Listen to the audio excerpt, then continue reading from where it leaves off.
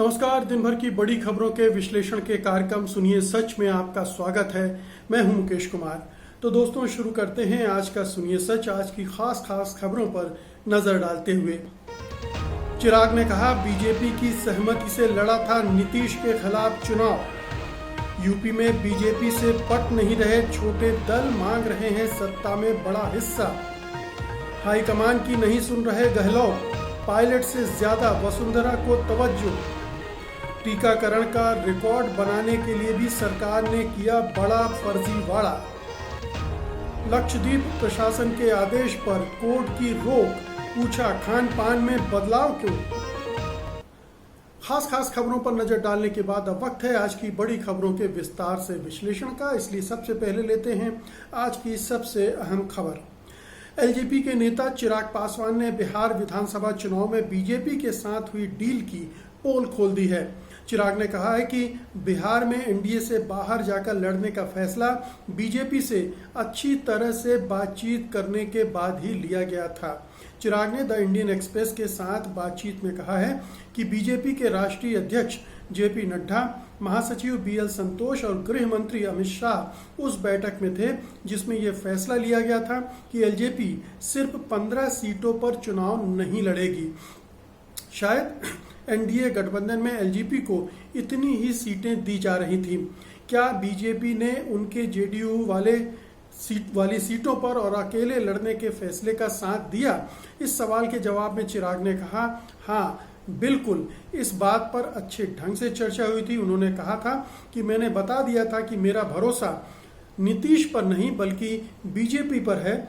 मैं आपके खिलाफ कुछ नहीं बोलूंगा और आप भी ऐसा ही करना। लेकिन चुनाव प्रचार के दौरान जब बीजेपी नेताओं ने मुझे वोट कटुआ कहा तो बहुत दुख हुआ।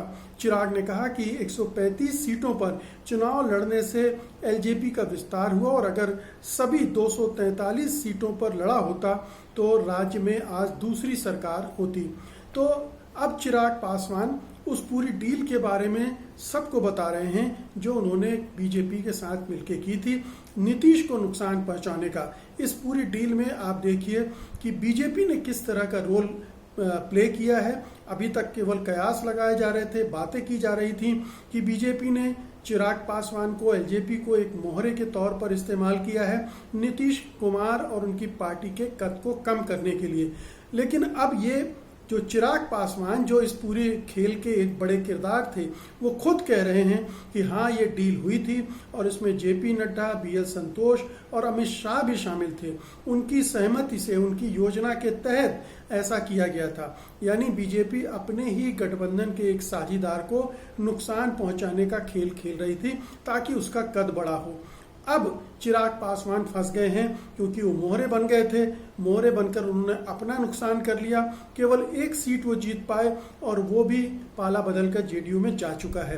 तो एक झटका वहां मिला है। दूसरा झटका बीजेपी ने अब उनको दिया है पशुपति पारस को रिकॉग्निशन देकर, उनकी मदद करके और चिराग पासवान को अलग थलग करके बीजेपी ने उनको भी झटका दे दिया। तो ये इस पूरे नाटक से ये समझ में आता है कि बीजेपी किसी की भी नहीं है, न वो नीतीश कुमार की है न चिराग पासवान की है।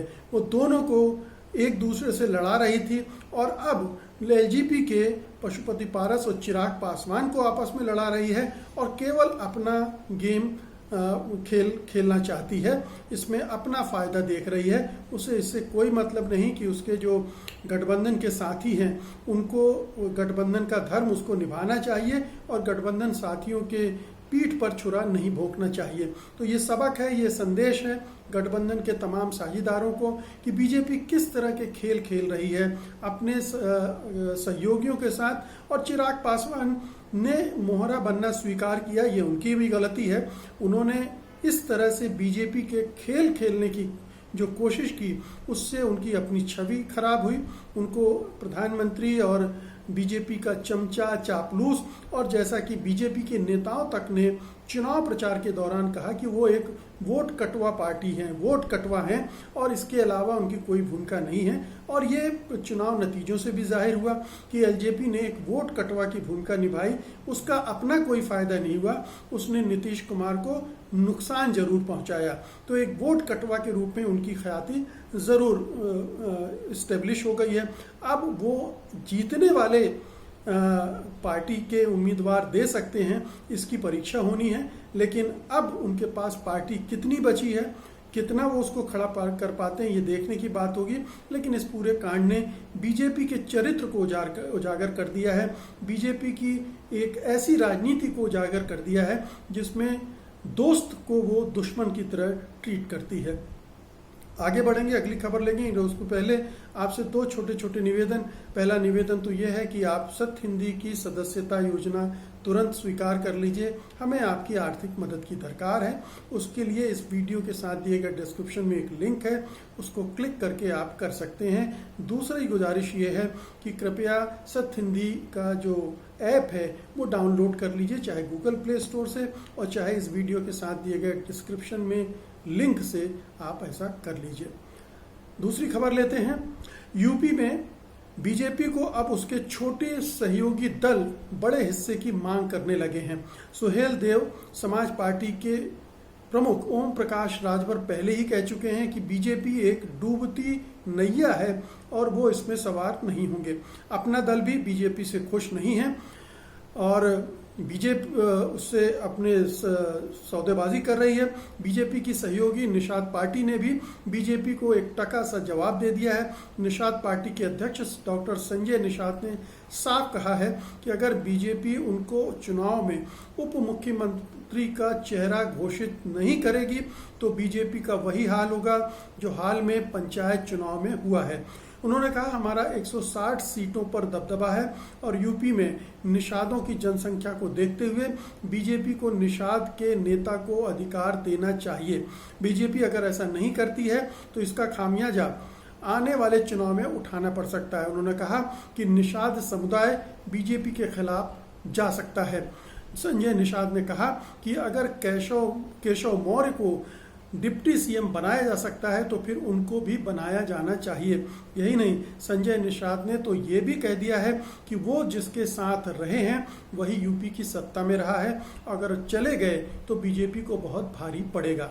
तो ये खुले तौर पर सौदेबाजी है। छोटे दल ये महसूस कर रहे हैं कि बीजेपी संकट में है, बीजेपी की नैया पार नहीं लगने वाली है। अगर वो उनसे साथ तालमेल नहीं बैठाएगी, उनकी मांगों को पूरा नहीं कर पाएगी तो हर छोटा दल अब अपने हिस्से की मांग कर रहा है। और वो उनके अनुभव से भी निकला है, क्योंकि जिस तरह से 4 साल बीजेपी ने उनके साथ व्यवहार किया है उससे उन्हें ये समझ में आ गया है कि अगर अभी सौदेबाजी नहीं की तो बाद में कुछ नहीं मिलेगा।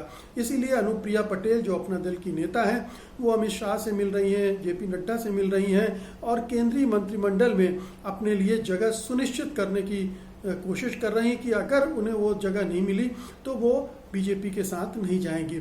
इसी तरह से दूसरे दल भी हैं। ओम राजभर के बारे में तो आपने सुन ही लिया। अब ये संजय निषाद हैं जो चाह रहे हैं कि उन्हें डिप्टी सीएम के तौर पर प्रोजेक्ट किया जाए इस चुनाव में। अब आप सोचिए कि बीजेपी के लिए कितनी मुसीबत है कि अभी तो जो मुख्यमंत्री पद के दावेदार हैं उन्हीं को लेकर वो झंझट में फंसी हुई है।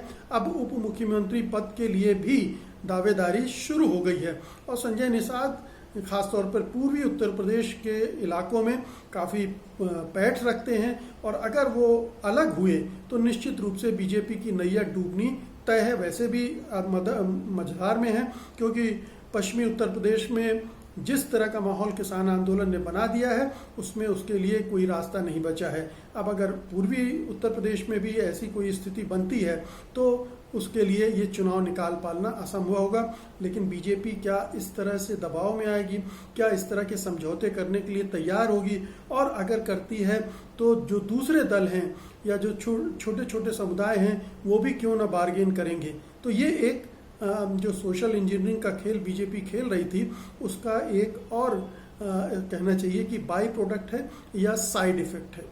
अगली खबर का रुख करते हैं। राजस्थान के एक बार फिर से कांग्रेस में बगावत भड़कने के अगली खबर का रुख करते हैं। राजस्थान में एक बार फिर से कांग्रेस में बगावत भड़कने के आसार बन रहे हैं। द टेलीग्राफ के मुताबिक राजस्थान के मुख्यमंत्री अशोक गहलोत पूर्व उप मुख्यमंत्री सचिन पायलट के करीबियों को मंत्रिमंडल में शामिल करने से नानुकुर कर रहे हैं। पायलट हाल में दिल्ली आए थे और तब कांग्रेस महासचिव प्रियंका गांधी वाड्रा से उनकी मुलाकात भी हुई थी। पायलट को ये भरोसा दिलाया गया था कि जल्द ही कैबिनेट का विस्तार होगा और इसमें उनके करीबियों को जगह दी जाएगी। लेकिन द टेलीग्राफ के मुताबिक गहलोत ने इस बारे में केंद्रीय नेतृत्व के सुझावों पर ध्यान देना बंद कर दिया है और राज्य के प्रभारी महासचिव अजय माकन तक को वे जवाब नहीं दे रहे हैं। इससे पायलट गुट के अंदर फिर से नाराजगी बढ़ रही है। पायलट गुट के विधायकों ने बीते दिनों कहा था कि कांग्रेस आला कमान ने जो वादा किया था उसे पूरा किया जाना चाहिए। खबरों के मुताबिक पायलट को गुजरात कांग्रेस का प्रभारी बनाने की भी बात हुई थी, लेकिन उन्होंने साफ कह दिया है कि जब तक उनके समर्थकों को राजस्थान सरकार में सम्मान नहीं मिल जाता वे पार्टी में कोई जिम्मेदारी नहीं लेंगे। कांग्रेस के एक विधायक ने द टेलीग्राफ को बताया कि राज्य के अंदर ऐसी भी चर्चा चलती है कि गहलोत सोनिया गांधी से ज्यादा पूर्व मुख्यमंत्री वसुंधरा राजे की सुनते हैं। ये चर्चाएं चलती रहती हैं कि गहलोत और वसुंधरा राजे के बीच एक अघोषित संधि है कि या तो तुम रहोगे या हम रहेंगे। किसी तीसरे नेता को उभरने नहीं देना है और इसीलिए न सचिन पायलट उभर पा रहे हैं, उनको मौका मिल पा रहा है, और ना ही बीजेपी के अंदर राजस्थान में जो दूसरे नेता हैं उनके लिए कोई गुंजाइश बन रही है। तो ये दोनों नेताओं की दुरभिसंधि दोनों पार्टियों के जो आला कमान है उनको परेशान कर रही है। बीजेपी का आला कमान वसुंधरा के खिलाफ कोई कार्रवाई नहीं कर सकता और ना ही गहलोत के खिलाफ जो गांधी परिवार है वो कुछ कर सकता है। दरअसल बात यह है कि जो सचिन पायलट हैं उनकी उम्मीदें महत्वाकांक्षाएं ज़्यादा हैं और उन्होंने जिस तरह का खेल पिछली बार किया था उससे गहलोत साहब बहुत खफा हैं और उन्होंने उसी समय उनको नकारा और निकम्मा भी कहा था। तो अब वो उनको ज़्यादा तवज्जो नहीं देना चाहते हैं क्योंकि जितना उनको तवज्जो दी जाएगी शायद उनकी मांगे भी बढ़ेंगी और वो सरकार को अस्थिर करने की कोशिशें भी कर सकते हैं। तो ये गहलोत का सोचना है। आला कमान का सोचना ये है कि दोनों मिलकर चलें, किसी तरह से दोनों में तालमेल बैठ जाए ताकि ये लगातार चलने वाली कलह है वो बंद हो। लेकिन इसको निपटाने के लिए जिस तरह के प्रयास करने चाहिए, क्या उस तरह के प्रयास आला कमान की तरफ से हुए हैं?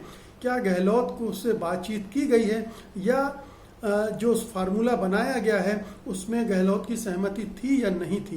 ये तमाम सवाल हैं जिन पर गौर करना पड़ेगा आला कमान को भी और गहलोत को भी थोड़ा सा मेल जोल करके चीज़ों को आगे बढ़ाने के बारे में विचार करना चाहिए। सचिन पायलट को अगर वो अकोमोडेट कर ले तो ज़्यादा अच्छा होगा, ज़्यादा स्थिरता आएगी पार्टी में, अन्यथा हर तरफ से संकट गहराते रहेंगे। अगली खबर लेते हैं। हर रोज वैक्सीन करीब 30 लाख लगाई जा रही थी तो फिर अचानक 21 जून को एक दिन में 88 लाख वैक्सीन कैसे लग गई? यदि इसका जवाब आप दें कि उस दिन से वैक्सीन मुफ्त में लगाई जा रही है तो सवाल है कि फिर 22 जून को मुफ्त टीका लगाने वालों की संख्या घटकर 54 लाख ही क्यों रह गई? इसका जवाब यह है ये सब एक दिन के लिए सिर्फ रिकॉर्ड बनाने की कसरत भर थी और छवि चमकाने का एक प्रयास था। ऐसा रिकॉर्ड बनाने के लिए ही किया गया था क्योंकि अचानक वैक्सीन का उत्पादन बढ़ा नहीं था। दूसरे, वैक्सीन लेने को उत्सुक बड़ी संख्या में लोगों को टीकाकरण केंद्रों पर टीके नहीं मिल रहे हैं तो फिर अचानक टीके आसमान से तो नहीं बरसे होंगे। कांग्रेस नेता पी चिदम्बरम ने रिकॉर्ड टीकाकरण पर सरकार के साथ ही प्रधानमंत्री मोदी पर भी निशाना साधा है। उन्होंने ट्वीट करके लिखा है कि रविवार को जमाखोरी, सोमवार को टीका लगाएं और मंगलवार को लंगड़ाकर वापस लौट आएं। एक दिन के टीकाकरण के विश्व रिकॉर्ड के पीछे यही रहस्य है। चिदम्बरम ने कहा कि मुझे यकीन है कि इस करतब को गिनीज बुक ऑफ रिकॉर्ड्स में जगह मिलेगी। वहीं कांग्रेस नेता जयराम रमेश ने मध्य प्रदेश सरकार को निशाने पर लिया है। जयराम रमेश ने मध्य प्रदेश के पिछले 3 दिनों के टीकाकरण की संख्या को ट्वीट किया है जिसमें लिखा है कि 20 जून को एमपी में 692 टीकाकरण हुआ, 21 जून को 16,93,000 तो 22 जून को फिर से गिरावट देखी गई और सिर्फ 4,842 टीके लगाए गए। कांग्रेस के वरिष्ठ नेता ने कहा कि हम किसको मूर्ख बनाने की कोशिश कर रहे हैं। तो मोदी सरकार का अजब रुख है, अजब रवैया है। मतलब किसी भी तरह के फर्जीवाड़े के लिए वो तैयार रहती है, भले ही उसकी उसमें भद पिट जाए, सारी पोल खुल जाए, दुनिया भर को पता चल जाए कि उन्होंने कैसे ये मैनेज किया है। अब सब जानते हैं कि वैक्सीन का उत्पादन अभी उतना नहीं हो रहा है, तो फिर एक दिन में इस पैमाने पर वैक्सीन कैसे लग सकती है। तो इसके लिए तैयारी की गई। बीजेपी शासित राज्यों को कहा गया कि पिछले दिनों कम वैक्सीन लगाया जाए, उनका स्टॉक किया जाए, और जिस दिन ये टीका एक दिन में लगाने हैं उस दिन फिर ज़्यादा से ज़्यादा टीके लगाए जाएं। तो इस वजह से एकदम से एक दिन में आपने देखा कि उछाल आ गई, 88 लाख टीके लग गए, लेकिन अगले ही दिन वो 54 लाख पर गिर गए। और अब आने वाले दिनों में आपको और आंकड़े मिलेंगे जब पता चलेगा कि वो और नीचे चले गए हैं। तो ये रिकॉर्ड बनाने की, एक झूठा रिकॉर्ड बनाने की कोशिश की गई। हालांकि ये वर्ल्ड रिकॉर्ड भी नहीं था जैसा क्लेम किया जा रहा है। चीन में रोज 1.5 करोड़ टीके लग रहे हैं, 1 करोड़ 94 लाख टीके एक दिन में लगाने का रिकॉर्ड वो बना चुका है। तो प्रोपेगंडा पर चलने वाली सरकार, झूठ को दबाकर और एक झूठ बड़ा खड़ा करके लोगों को भरमाने वाली सरकार है ये। और उसने टीकाकरण के मामले में भी इसी तरह से देश को के साथ एक छल करने की कोशिश की है, उसको धोखा देने की कोशिश की है।